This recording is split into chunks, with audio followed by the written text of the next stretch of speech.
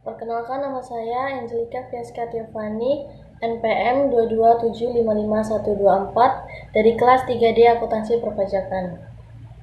Di sini saya akan menjelaskan tentang penyajian laporan keuangan. Jadi, laporan keuangan adalah suatu penyajian terstruktur dari posisi keuangan dan kinerja keuangan suatu entitas. Manajemen entitas bertanggung jawab atas penyusunan dari laporan keuangan entitas.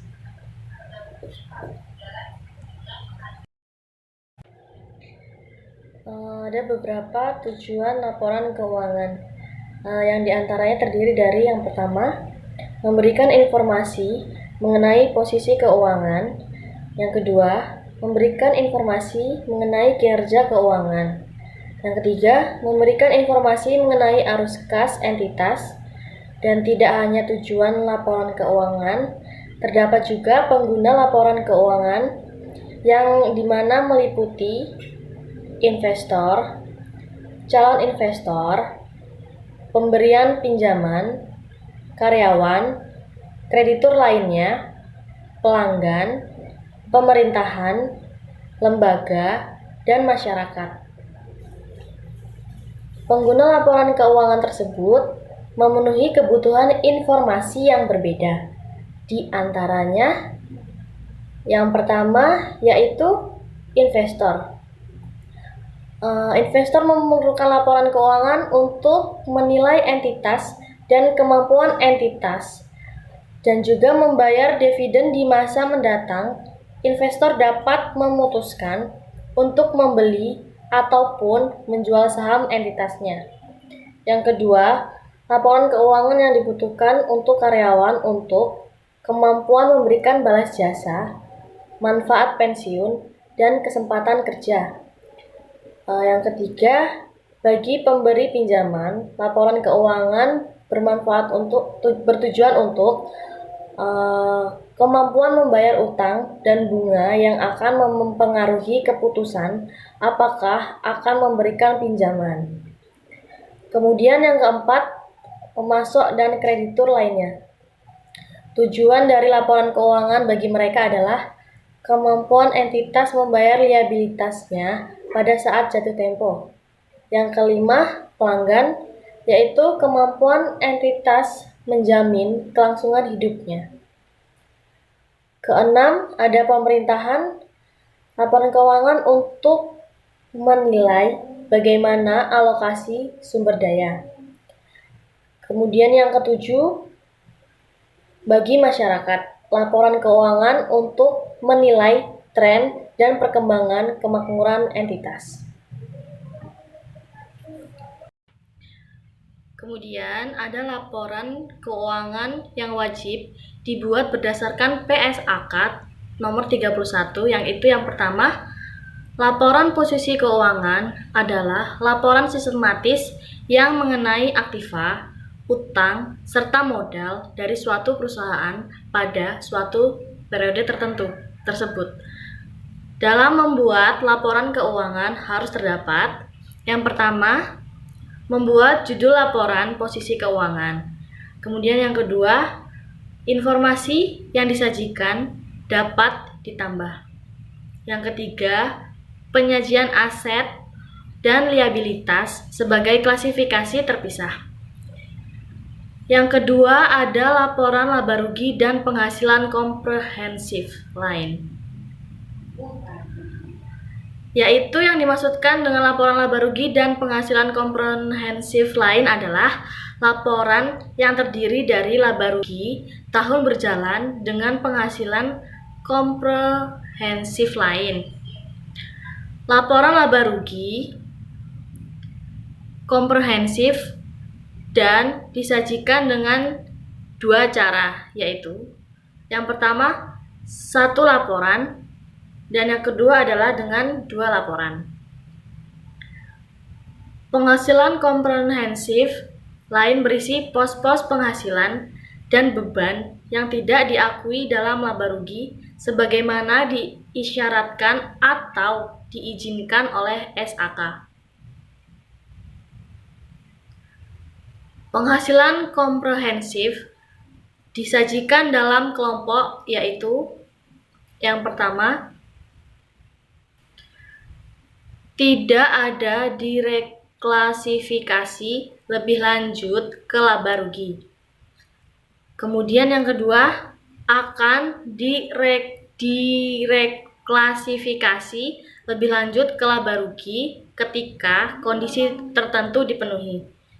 Yang ketiga, laporan perubahan ekuitas adalah laporan yang berisi memberikan informasi mengenai perubahan modal akibat penambahan laba rugi, pengurangan laba atau rugi, dan transaksi keuangan pemilik modal. Yang keempat, laporan arus kas PSAK 2. 5. Catatan atas laporan keuangan adalah catatan atau informasi tambahan yang ditambahkan ke bagian akhir laporan keuangan.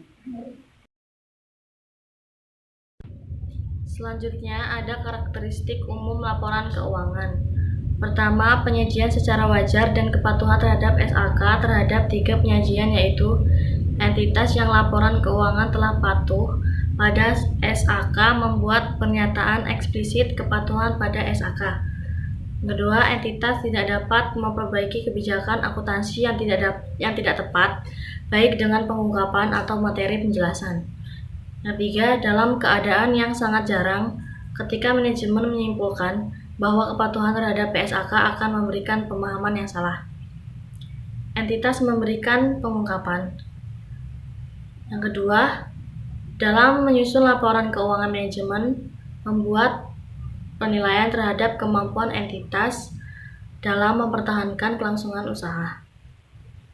Yang ketiga, menyusun laporan keuangan atas dasar accrual. Yang keempat, entitas menyajikan secara terpisah setiap kelas pos serupa material dan menyajikan secara terpisah pos yang memiliki sifat dan fungsi yang tidak serupa.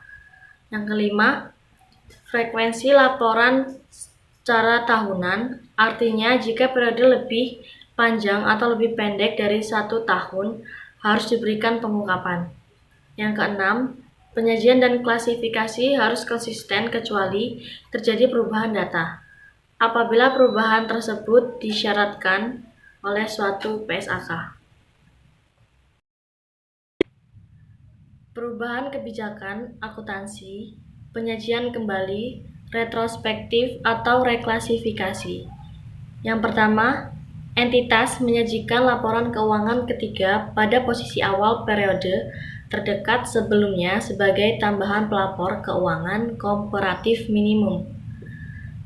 Pertama, entitas menerapkan kebijakan akuntansi secara retrospektif, membuat penyajian kembali retrospektif atas pos-pos dalam laporan keuangan atau reklasifikasi pos-pos dalam laporan keuangan.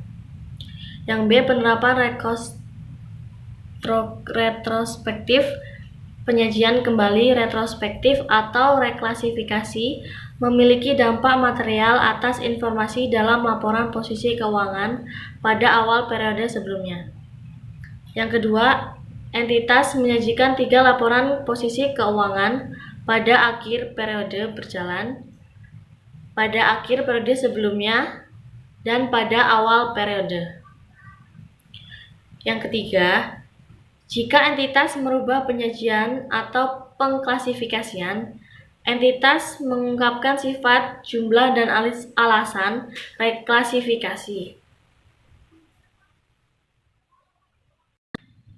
Yang berikutnya yaitu aset dan liabilitas. Mengklasifikasikan aset sebagai aset lancar jika 1. Aset yang dimiliki dengan tujuan untuk diperdagangkan. Yang kedua, berupa kas atau setara kas, kecuali yang dibatasi pertukaran atau penggunaannya untuk menyelesaikan liabilitas sekurang-kurangnya 12 bulan setelah periode pelaporan. Contoh aset lancar antara lain kas, piutang, persediaan, investasi jangka pendek, dan biaya dibayar di muka. Sedangkan aset tidak lancar adalah aset yang memenuhi definisi lancar. Aset tidak lancar adalah sebagai berikut. 1. Investasi jangka panjang. Investasi yang mencangkup beberapa bentuk, baik yang berbentuk investasi dalam obligasi dan saham atau investasi dalam bentuk dana yang disisihkan untuk tujuan tertentu. Yang kedua, aset tetap. Aset tetap berwujud yang digunakan dalam operasi entitas, misalnya tahanan bangunan.